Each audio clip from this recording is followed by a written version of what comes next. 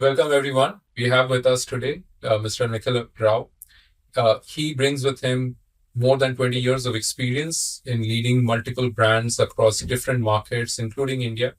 Right now, he's serving as the CMO for Mars Wrigley's India business. And we're very happy and fortunate to have you, Nikhil, here today as our guest. And we'll be touching upon a lot of interesting topics close to your category and look forward to an engaging conversation. Yeah. Once again, welcome to the show, Nikhil. Thank you, Diggy. The pleasure is all mine.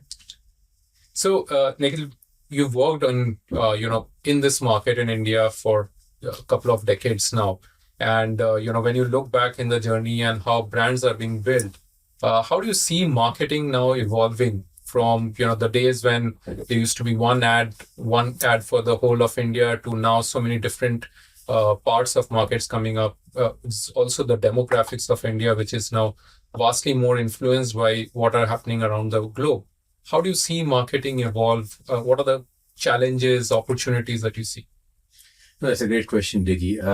I think in the past, things were more predictable. One ad would lead to 9 months or 12 months of uplift in your volumes, or a launch would be a success for the first 2 or 3 years. But now things are far more fragmented. There are multiple factors, multiple variables leading to the success or the failure of any particular initiative. So what has become important for marketers is to act more like general managers. Do they understand the business end to end?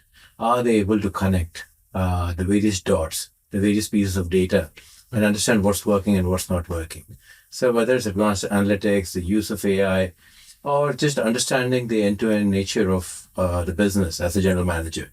Do they get financed properly? Do they understand sales well? Do they have shaping experiences that can help them connect the dots and not just be passionate about making the creative new ad or the hot new product innovation? That's a very interesting perspective because often we get siloed into what we are doing and the functions that we represent. It's more important to take a holistic view of business. Also, do you feel that from a consumer standpoint, Indian consumers are becoming more impatient? Is it more difficult to hold on to their attention now than before? No, definitely. I think India, or the new India, as you would say, has changed massively, right? In the last 20 years, if I look at the two ends of my career, the beginning and where I am today, they're possibly indiscernible. They're very, very different from each other. What has changed in the new India is firstly, there's been rapid urbanization that brings with it a lot of nuclearization, people who have come living in nuclear families, people who have come to big metros, wanting to live a fast-paced, Western kind of lifestyle, very ambitious, wanting to pick up the next badge of climbing the social ladder and wanting to keep up with the Joneses, if I were to say. So urbanization has been a big force. Well, along with it comes a lot of sub-trends. I think the biggest one which benefits categories like mine is premiumization or upgrading. There's a lot of people feel, having traveled abroad or having seen stuff on the internet or on the latest TV series, that they are deserving, that they are connoisseurs. They want to upgrade. They want to get to the next new taste that is coming up. So that has benefited categories like alcobev, like chocolates, a lot of lifestyle products where it's not unheard for people to go for chocolates that are worth 200 rupees or 300 rupees. Whereas 20 years back, a lot of the market would be sitting at 5 and 10 rupees. That's a big trend, I would say, the second one. Another big trend would be, I think, largely post-COVID, has been the rise of literacy on health and wellness. I think today consumers in India, like anywhere else in the world, are very, very literate about what's good for them, what is not good for them. For our category, sugar is very fast becoming a villain. So how do we go around it? How do we give the right degree of portion control? How do we look at reduced sugar options? How do we use things that are with reduced sugar? And again, things like protein snacks. Protein is a big, big buzzword now. I mean, I would have counted at least 200 startups that would have offered something to do with more protein, either as a snack or for breakfast. And finally, I would say, which continues to happen in India, is consumers are on a trend to experiment. whether it is local taste re-expressed. We have launched Snickers Queso Pista, which has been very surprisingly to the global teams, has been a runaway hit in India. And at the same time, people are looking for flavors and tastes that have done well in other parts of the world. Right. No, that's interesting, and in a way, one can say that there is a larger trend which is at play, which is the rise of discernible income and disposable income, and the India's ability to be more aware and sort of come up to curve in terms of the global stature. But the journey for each brand could be very different. For someone, it could be about making sure of the healthier choices or enabling healthier choices. It could also be about reinventing brands in the local context, like you called out, and that could be very different strategy in themselves, so to speak. So that's actually very interesting, and that brings me to the second part of the question, if I may, which is around in any typical category, and the chocolates is not very different, where there would be a incumbent brand which is the front runner, and then there are multiple new brands who are trying to create the space for themselves. Either there are startups in today's context, or these are global brands coming into India now, given the opportunity, and so on and so forth. So how do you see, what are the typical challenges for some of these new brands trying to create a space for themselves? What are the typical challenges that you see them facing? Yeah, as a popular TikTok or Instagram meme goes, India is not for beginners, and many of these new entrants have found it the hard way. I think the three big areas where a lot of newcomers stumble. The first one is the route to market. I think a country like India, to be able to even get a respectable scale in that, a reasonable scale, I would say, you need to invest a lot in route to market. It is like no other country. The extent of whether it is e-commerce, whether it's modern trade or traditional trade, the extent of investments and the rigor and the processes needed are at a different level. Right. No other country would possibly come close to it, not even China. Yeah. Secondly, I would say it is media. I think India is still very responsive to media. To win in India, to generate demand, investment in media is a must. My back of the envelope calculation is, do not launch a new brand or do not enter India with a brand unless you've got 100 crores to spare. That is the amount of money required per year to at least make a brand visible.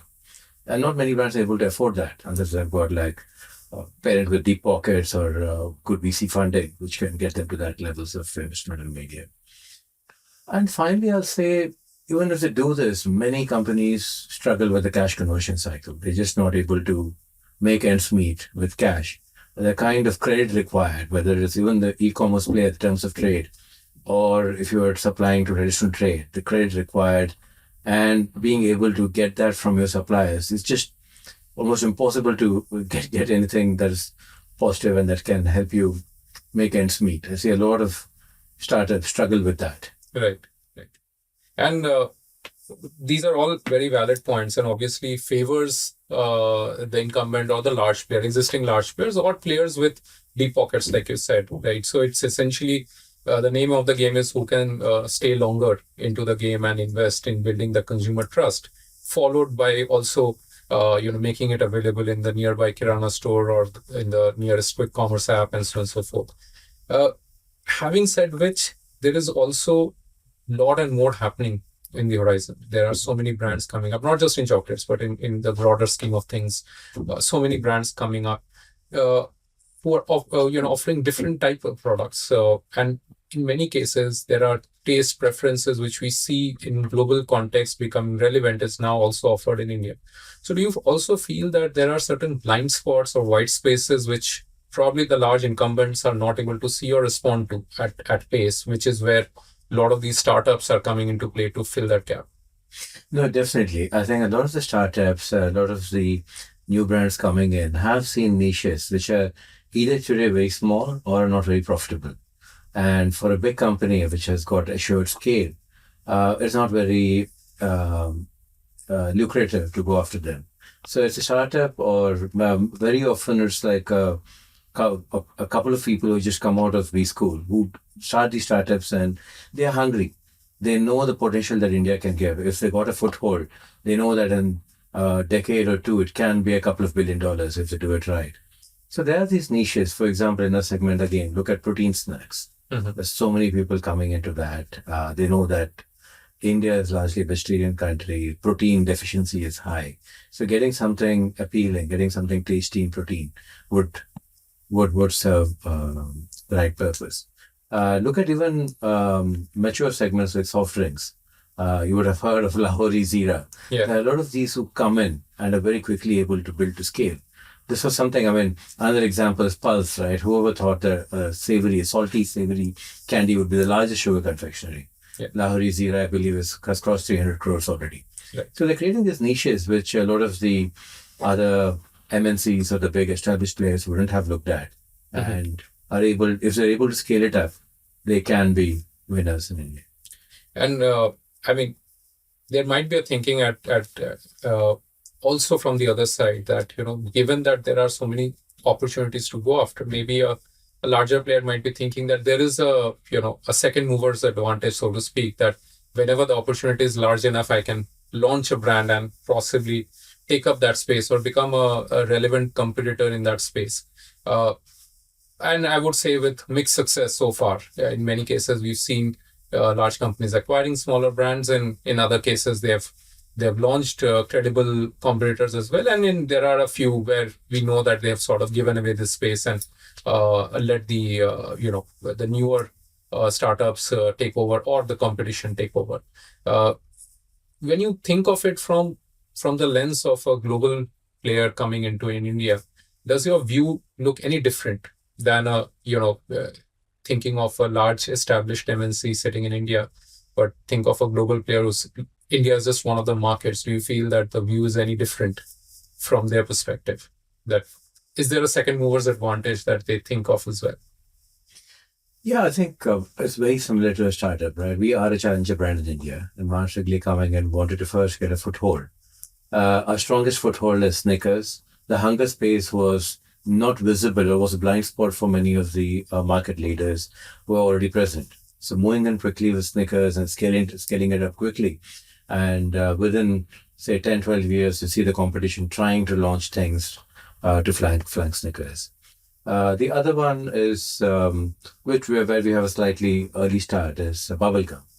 Boomer was launched in this country 31 years ago by a company called Joyco at that time, which eventually became Wrigley and then became Mars Wrigley. That has got its own loyal consumer base. It's a very strong RTM reach of 1.8 million outlets, and that kind of becomes a second foothold in this market for us. And based on this, we can now act as challengers and get into spaces like Galaxy, challenging the market leaders, getting into Galaxy Jewels and other brands like that. So our outlook will be very similar to that of a startup in India. How do you get those one or two footholds quickly and then use those to scale up? Oh, interesting.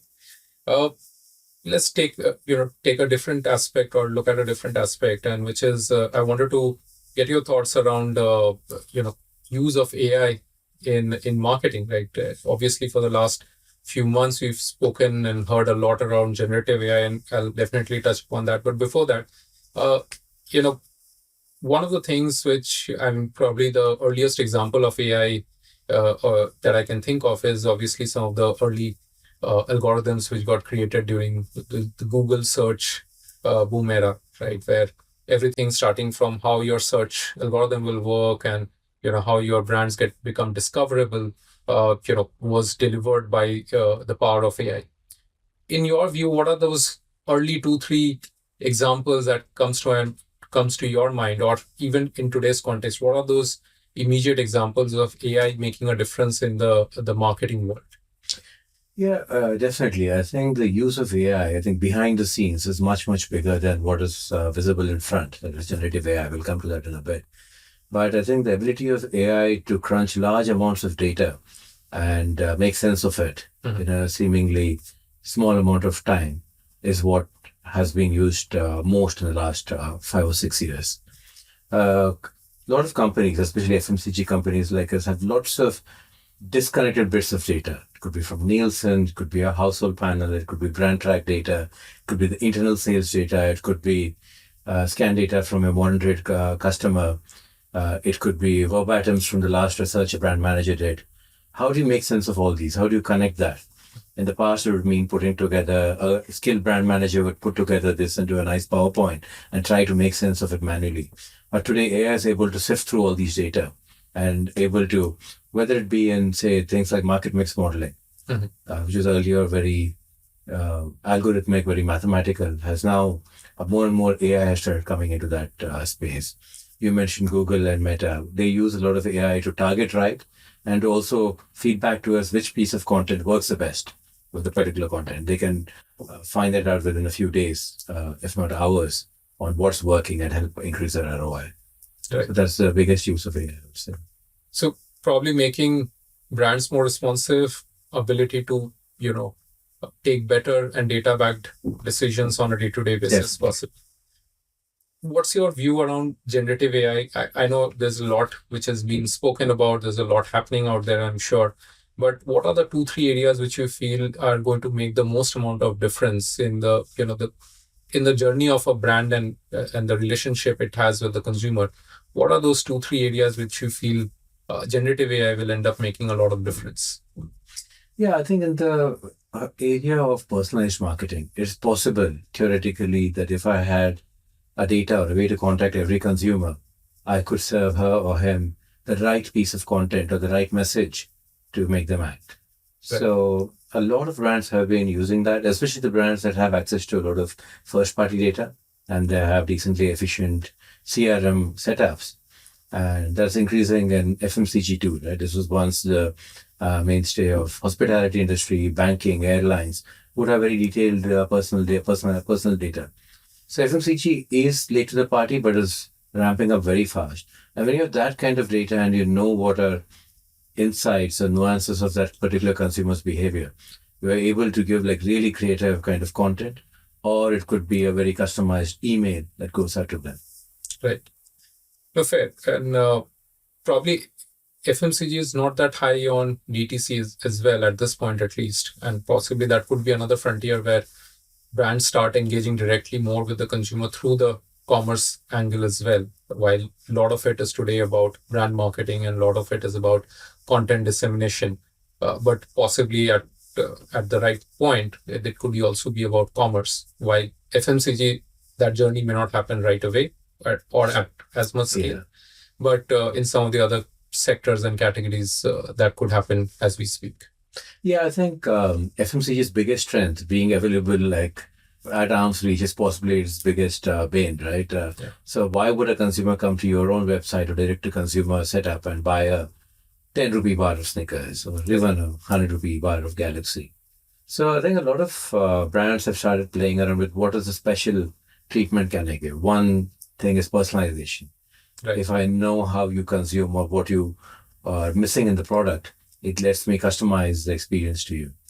Also, brands like M&M's do a lot of collaborations, a lot of personalization, whether through packaging or printing on the surface of M&M's, which is something that you can't get in the Kirana store next to you, or even in a big e-commerce player like Blinkit or Flipkart. Fair. But with more data, it also means that there are more hypotheses, right? In a way, there are more possible unlocks to see or find the right answer for growth, which means that there is an opportunity to do more of experimentation than it was before.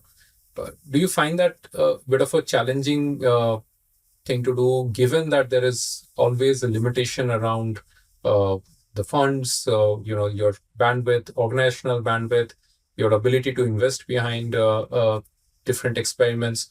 How would you think of balancing the two, and sticking to a set strategy and ensuring that everything is going behind that, at the same time creating certain opportunities for experiments to see what can work and what can be an unlock which possibly hasn't been thought of at this point in time? Yeah, there's development happening on that at both ends, right? One is can you stretch the power of AI to literally form models and possibly run through millions of case studies and come to the one or two situations that could be a success. And that's being used effectively in R&D, where you could take a series of prototypes or recipes and then try to get AI to model out what could be the ones that meet the particular consumer's needs. You could model out market situations. You could model out um, refining hypothesis to insights. Mars is internally working on a tool, an AI-based tool, which is still the early stages. We're still piloting it, but looking at how can we use AI to a ask the right questions and get to the right kind of problem to solve. Many times that becomes a big question. Are we solving the right problem, or are you scratching on the surface of a pen? The other is, yes, I mean, nothing beats real market test and learns, right? I still remain a big fan of that. I think now with being able to isolate, it could start with isolating a state, like say a Tamil Nadu or a Kerala is media isolatable, and you could try out a test and learn there. Or you could try out a test and learn on Blinkit. Or you could do a collaboration between Meta and Blinkit and do something hyper local at a very, very customized level, and yet be able to get the data to extrapolate at a national level. Right. So pilots and test and learns still do seem to be the places to go for marketing. Got it. That means that, and if I remember the early days of my career as, in what we were taught as what brand management was all about, it's a lot to do with the consumer insighting, creating a good reason to believe and articulating that, in the most convincing manner possible with the right media weights. But if I reflect back on our conversation for the last 10 minutes, there's a lot of AI, there's a lot of A/B testing, there's a lot of knowing the tech, the ecosystem, so and so forth. What's been your reflection on how the skills required to succeed in marketing, how has that evolved? And if you were to give some sort of an advice for new upcoming brand managers, marketeers who are looking to create a career in this domain, what would be your advice to them? And if I started off by saying that I think it is not a linear or it's not unidimensional anymore, right? So for marketers, it's really important for them to be able to connect the dots, to be able to look at multiple sources of information or insights and be able to paint a larger canvas that can lead to commercial success. Secondly, being a general manager, do they understand the nuts and bolts of the entire business and not just their silo? I think that's really important. And in terms of understanding tech, understanding social media, understanding AI, the youngsters today are far more equipped. Like they're digital natives, right? They've grown up with that and they're born to that. If you look at the Gen Z or Gen Alpha, the new junior brand managers and young brand managers and the ESLs managers who are joining are far more advanced. They possibly have their own, they're influencers in some way. They possibly have their own Instagram page. They are already into that world. For them, it's not so much of a challenge. But how do they use that native knowledge that they have and are able to connect the dots and look at the organization end to end would be the most important thing. So in a way, if I were to reflect back on what you said, your ability to understand the business at a more holistic level, like you said, like a general manager, which probably comes with a certain amount of experience and time spent in the organization, in the market, in the category, is probably still going to be the big differentiator and enabler for creating a good career. While if I think back in earlier years, you join an organization and learn about media, you would not know it so intuitively. Today, possibly media might seem more complex, but people understand that more intuitively, even when they're starting off. Definitely. Right? So it's, in a way, more complex information is becoming more democratized, possibly, but what remains a differentiated criteria for success is understanding your business and your category, your consumer more holistically. That hasn't changed in a way. No, definitely. That's a great way of putting it. I think the environment and the ecosystem has changed, but how businesses operate will remain the same. The core of business processes remain the same, but they're just operating in a new environment. So thank you, Nikhil. Thanks for a very enriching conversation. We touched upon several aspects, looking at how India and the consumers in India are evolving, how marketing today is so much different from how it was so many years back, and the challenges faced by the typical upcoming and challenger brands in today's sector. At the same time, there's also a great time to be in India, and there are several opportunities. And how can we navigate that journey and that change by imbibing a lot of those learnings that we can see out there being played out in the market. Thanks once again for the time you spent, and it was a pleasure having you here today.